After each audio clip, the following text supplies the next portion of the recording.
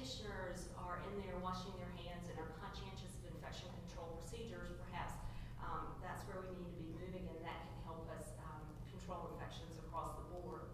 Looking at the use of chlorhexidine impregnated cloths to give baths to different populations. The first population was looking at reducing Staph aureus carriage among prison inmates.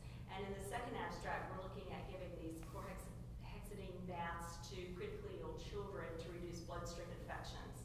And the results were both significant. They found a 10% absolute reduction in risk in Staph aureus colonization among the prisoners, and a 34%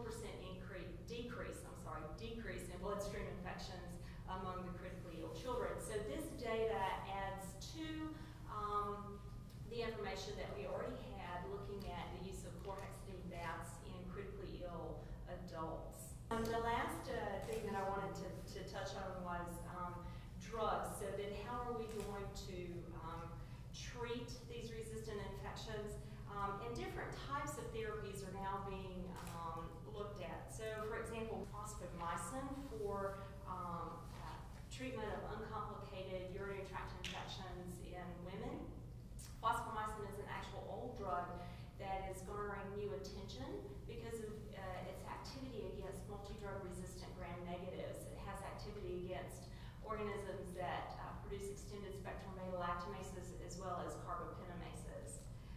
It's not currently indicated for the treatment of systemic infections, but if you look at the PK/PD data, which I think there's an abstract on that as well, it does have favorable PK/PD data, so it would be interesting to see if we see this drug being increasingly used.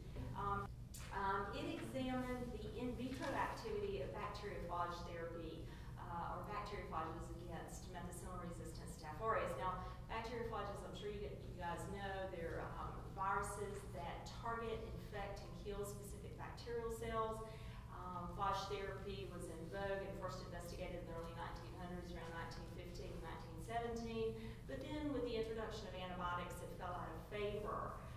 In the Soviet Union, they still continued to study the use of bacteriophages, and actually phage therapy